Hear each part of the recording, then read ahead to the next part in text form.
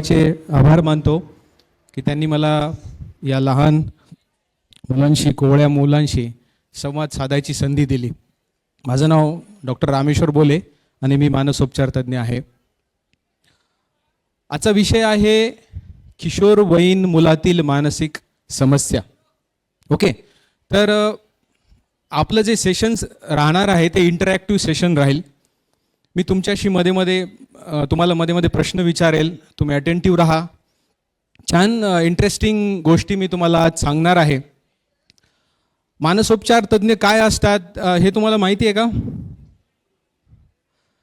मानसिक समस्या, मानसिक आजार याचे निदान आणि उपचार करतात, बरोबर आहे. आजचा विषय आहे किशोरवयीन मुलातील मानसिक समस्या. किशोर वय म्हणजे नेमकं काय हो? कोणी सांगू शकते का? ओके, नेक्स्ट, स्टँड अप, जोरात सांगायचं. हॅलो. 18 ते 20 रॉंग. हां, टीनेजर्स. हो, किशोरवयीन म्हणजे टीनेजर्स, पण ते वय कोणतं? एज लिमिट काय? 11 ते 19. 13 ते 19. Good, very good, well try, well try. Actually WHO डेफिनेशननुसार, व्हेरी गुड, 10 ते 19 वर्ष या वयातील जी मुलं असतात त्याला किशोरवयीन मुलं असे म्हणतात. ओके, आणि हे जे 10 ते 19 वर्ष वयोगट आहे हो 3 याच्यामध्ये डिवाइड केलेलाच आहे. 10 ते 14, 15 ते 17 आणि 18 ते 19. 10 ते 14 आहे त्याला पूर्व किशोरवयीन कालखंड म्हणतो. 15 ते 17 आहे त्याला मध्य आणि 18 ते 19 त्याला उत्तर. आता मला सांगा, आता तुम्ही इथे 8वी, 9वी, 10वी, 11वी, 12वीचे स्टुडंट आहे, राईट्स? Very good. आता मी जसं तुम्हाला सांगितलं की 10 ते 19 वर्ष हा वयोगट किशोरवयीन आहे, बरोबर आहे. 10 वर्षाच्या अगोदर आणि या एज ग्रुपमध्ये आपल्यामध्ये काय काय बदल होत असतात? कोण कोण सांगते? म्हणजे जेव्हा आपण 10 वर्षाचे होतो, 11 वर्षाचे होतो, 12, 13, 14, 15 या वयोगटामध्ये जेव्हा आपण एंटर करतो त्यावेळेस आपल्यामध्ये, आपल्या व्यक्तिमत्वामध्ये काय बदल होत असतात? कोणी एक जण उठून सांगा. Okay, stand up.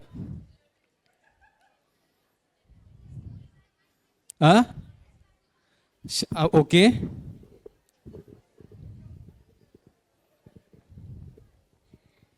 हां, माईक द्या.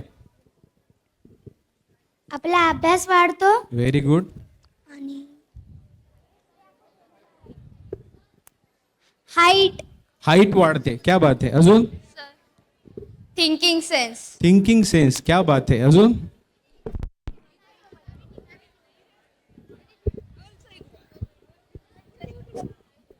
Secondary sexual character. वाह, व्हेरी नाईस, क्या बात है.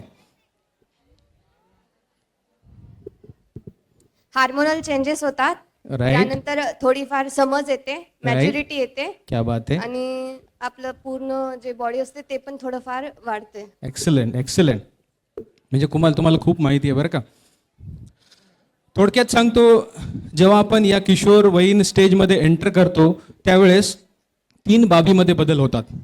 एक तर शारीरिक चेंज होतात, दुसरे सामाजिक चेंज होतात आणि तिसरी मानसिक चेंज होतात.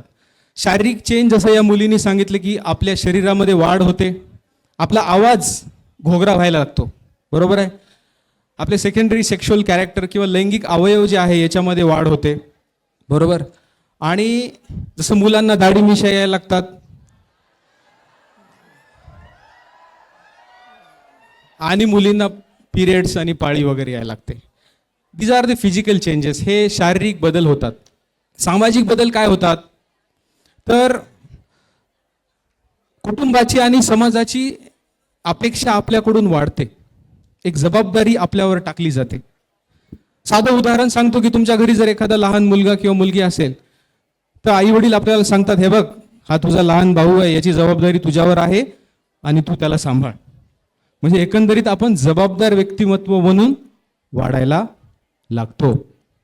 आणि तिसरा महत्वाचा बदल काय आहे तर तो असा आहे की आपण आई वडिलाच्या छत्रछायेपासनं थोडे दूर जायला लागतो, मित्रांच्या सोबती राहायला लागतो. आई वडिला सोबतच मित्र सुद्धा आपल्याला आवडायला लागतात. आपण जास्त वेळ समाजामध्ये आणि मित्रांमध्ये घालायला लागतो, बरोबर? राईट. आणि सगळ्यात महत्त्वाचं म्हणजे की आपण एक स्वतंत्र व्यक्तिमत्व आहोत, आपलं एक वेगळं अस्तित्व आहोत याची जाणीव आपल्याला व्हायला लागते. जसं एका मुलीनं सांगितलं की थिंकिंगमध्ये चेंज होतो. आपण सुद्धा एक स्वतंत्र व्यक्तिमत्व आहो आणि आई वडिलाच्या मदतीशिवाय आपण काहीतरी करू शकतो ही जाणीव या वयामध्ये आपल्या मनामध्ये यायला लागते. असा अतिमहत्वाचा मानसिक बदल या वयोगटामध्ये होतो. असे 3 बदल आपल्यामध्ये होतात. आता आम्ही मुख्य टॉपिककडे वळूया. किशोरवयीन मुलांमधील मानसिक समस्या. तुम्हाला काय वाटतं? कोणी एक जण शांतपणे सांगा की या वयोगटामध्ये काय मानसिक समस्या असू शकतात बरं? एनीवन? यस.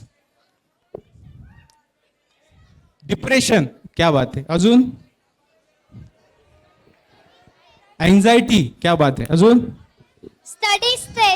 स्टडीज स्ट्रेस, अभ्यासाचा ताण, व्हेरी नाईस. अजून? वाव. रिस्पॉन्सिबिलिटी. अरे हा समस्या थोडी आहे, ही तर जबाबदारी आहे. हा. अजून? ऍडिक्शन, क्या बात आहे. Very nice.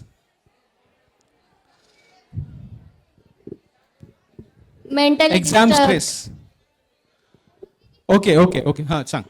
Mentally disturb. Very nice. Over thinking, क्या बात है, क्या बात. मित्र हो, मी एकाएकानं सांगतोच. माझ्या प्रॅक्टिसला 6 ते 7 वर्ष झाले, 8 वर्ष झाले. तर आजच्या काळामध्ये सगळ्यात डेंजरस अशी मानसिक समस्या मला पाहायला भेटत आहे ती आहे social media, mobile and net addiction. Can you imagine?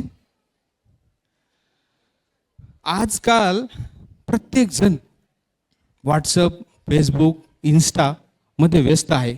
बघा ना, आता हे सर, मी इथं बोलत आहे, हे मोबाईलमध्ये गुंग आहेत. अजूनही असतील, ते काहीतरी पाहत आहेत, कोणाला तरी मेसेज करत आहेत. त्यांचं लक्ष सुद्धा नाही.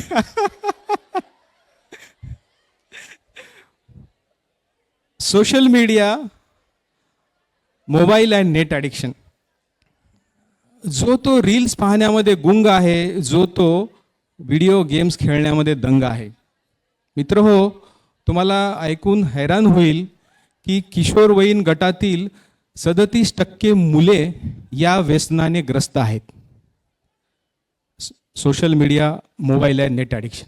आता तुम्हाला प्रश्न पडला असेल, हे सर मोबाईलला, सोशल मीडियाला, इंटरनेटला ॲडिक्शन कसं म्हणतात? ॲडिक्शन हा शब्द तर आपण वेगळ्याच गोष्टीसाठी ऐकलेला आहे. सिगरेट म्हणजे ॲडिक्शन, दारू म्हणजे ॲडिक्शन, टोबॅको म्हणजे ॲडिक्शन. हे कोणतं नवीन ॲडिक्शन? याला आपण ॲडिक्शन म्हणू शकतो का? हे तर आपल्या म्हणजे दैनंदिन जीवनाची गरज आहे. हे तर गव्हर्नमेंटनं केलेलं आहे. कोविडमध्ये सगळ्यांना मोबाईलमध्ये बघणे, लॅपटॉपवर लेक्चर अटेंड करणे याची मुभा दिली होती. ह्याला सर ॲडिक्शन कसे म्हणतात? कोणी गेस करू शकते का की हे ॲडिक्शन आहे का? आहे तर का आहे? याला ॲडिक्शन का म्हणलं असेल? यस.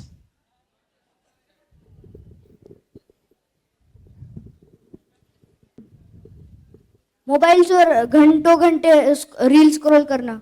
रील्स घंटे time waste is a one criteria for addiction. बरोबर आहे. मित्र, तुम्हाला सांगतो.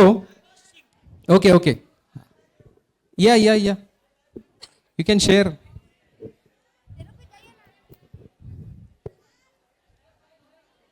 हाँ, क्या बात है, क्या बात है. 3 क्लैप्स. Very good. आंखों खराब हो जाती है. आँख खराब हो जाती है. ठीक है. मला सांगा लास्ट, ती वस्तू नाही भेटल्यामुळे. ती वस्तू नाही भेटल्यामुळं जो त्रास होतो, त्या त्रासामुळे याला ॲडिक्शन म्हटलेलं आहे. Very good. मी सांगतो, सिगरेट असेल, बिडी असेल, दारू असेल. मला सांगा, हे जे सिगरेट पिणारे लोक आहेत, दारू पिणारे लोक आहेत, त्यांना थोड्या वेळासाठी सिगरेट नाही भेटली किंवा दारू नाही भेटली तर ते कसे होतात? बेचैन होतात. त्यांची ओढ त्याला लागते. कधी जाऊ की कधी जाऊन सिगरेट पिऊ, की टपरीवर जाऊन कधी जाऊ आणि कधी बारमध्ये बसू आणि पटकन दारू पिऊन घेऊ, अशी ओढ त्यांच्या मनामध्ये सतत असते. त्याला आपण क्रेविंग म्हणतो. आणि तशीच ओढ आजकाल सोशल मीडिया, मोबाईल आणि नेट वापरणाऱ्या लोकांमध्ये, मुलांमध्ये पाहायला भेटते. मी तुम्हाला प्रॅक्टिकली सांगतो. तुम्ही पहा की तुम्ही तुमचा व्हॉट्सअपचा डीपी चेंज केला, तुम्हाला कधी नाही की कधी पाहू की बा मला किती लाईक्स आले, किती कमेंट्स आले, पटकन बघा वाटते. जोपर्यंत बघत नाही तोपर्यंत आपलं मन शांत होत नाही. सोशल मीडिया, फेसबुकवर समजा तुम्ही एखादा छानसा फोटो अपलोड केला तर सकाळी उठल्या उठल्या आपण पाहतो की किती लाईक्स आले, किती कमेंट्स आले, किती पोक आले, पाहतो ना आपण. आपल्याला एक उत्सुकता असते, क्रेविंग असते. जशी सिगरेट आणि बिडी पिणाऱ्या लोकांमध्ये सिगरेटसाठी आणि दारूसाठी असते, तशीच क्रेविंग, तशीच तलब, तशीच ओढ आपल्याला सोशल मीडिया वापरणाऱ्या मुलांमध्ये, इव्हन माणसांमध्ये पाहायला भेटते. हे ॲडिक्शनचं एक लक्षण आहे. अजून एक सांगतो, सिगरेट पिल्याने त्या सिगरेट पिणाऱ्या माणसाला कसं वाटते? छान वाटते. एक बियर ग्लास पिला की कसं वाटते? छान वाटते, रिलॅक्स वाटते. बरोबर आहे, सत्य आहे, खोटं नाही आहे. हे आसमानमध्ये असल्यासारखं वाटते. तसंच जेव्हा तुम्ही फेसबुकवर, व्हॉट्सअपवर आपल्या मित्रांबरोबर किंवा मैत्रिणीबरोबर चॅट करत असाल, तुम्हाला सेम फिलिंग येते. इकडून मेसेज आला की तिकडून आपला, आपला गेला की तिकडून त्यांचा, तिचा आला की आपला, असं त्याच्यामध्ये अर्धा तास, 1 तास, 2 तास, 4 तास कधी निघून जातात आपल्याला कळत नाही. आणि त्याच्यामध्ये आपलं गुंग होतो आणि एक वेगळाच आनंद आपल्या मनामध्ये असतो. तुम्ही रील्स पाहताना तसंच होतं. एक रील्स केली की दुसरी, दुसरी झाली की तिसरी. हे जे रील्स आहे, हे जे कमेंट्स आहे, हे मेसेज आहे, जणू तुमच्या मेंदूमधलं डोपामिन वाढवत आहेत. They are giving you pleasures. जसं सिगरेट आणि दारू माणसाला आनंद देते, तसंच हे मेसेजेस, कमेंट्स तुम्हाला कुठेतरी थोडाफार आनंद देत असतात. त्याच्यामुळं ॲडिक्शनचा जो क्रायटेरिया आहे तो या सोशल मीडिया ॲडिक्शनला सुद्धा लागू होतो. आणि अतिमहत्त्वाचा क्रायटेरिया, एखाद्या माणसाला 2 दिवस सिगरेट दिली नाही किंवा दारू दिली नाही तर त्याची काय अवस्था होते? तळमळ, बेचैन, कधी त्याला मिळू की कधी नाही की. आपला मोबाईल जर 4 तासाची स्विच ऑफ झाला तर आपल्याला कसं वाटते? समजा आपलं मोबाईलचं पॅक संपला तर आपल्याला कसं वाटते? कधी जाऊ आणि कधी रिचार्ज करू की? 1 GB नाही रे, आता तर सुट्ट्या लागल्या, 1 GB पुरणार नाही, 3 GB पाहिजे, 3 GB.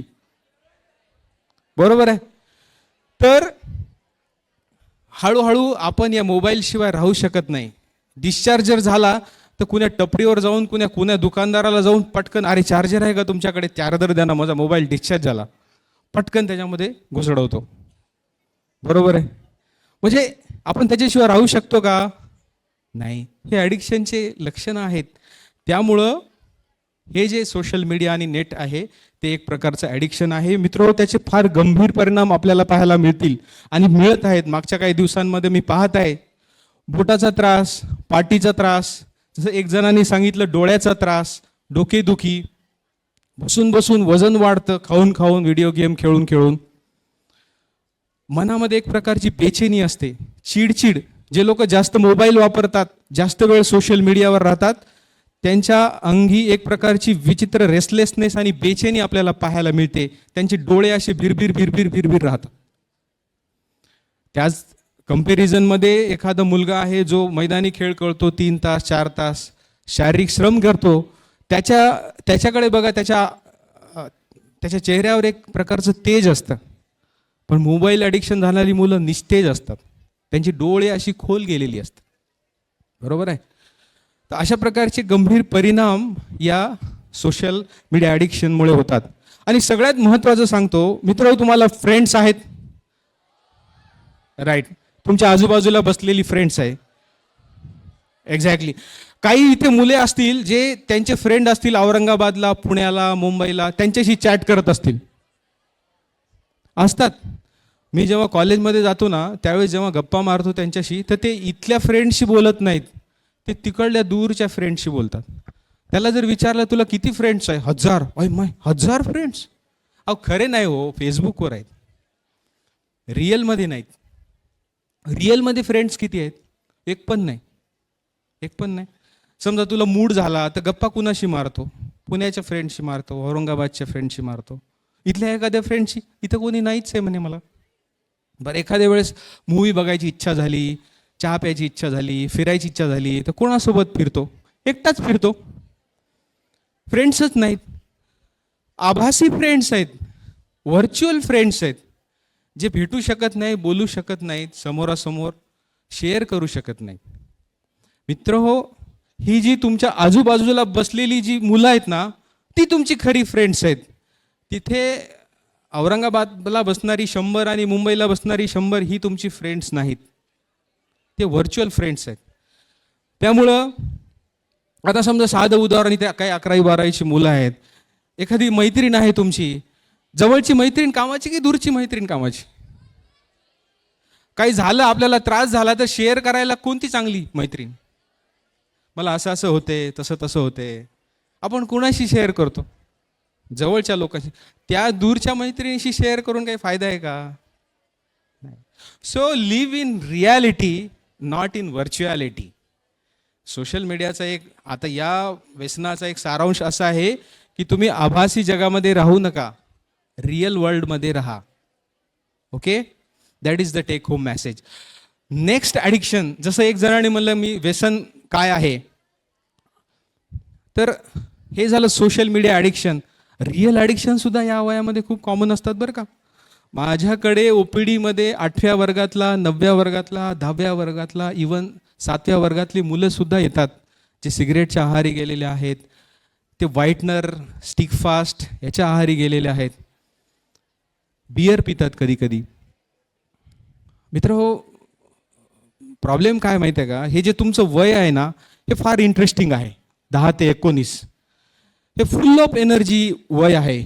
याच्यामध्ये अशी एनर्जीची कारंजी उसळत असते आपल्या मनामध्ये. काहीतरी नवीन करायची इच्छा असते, नॉवेल्टी सिकिंग म्हणतो आम्ही त्याला.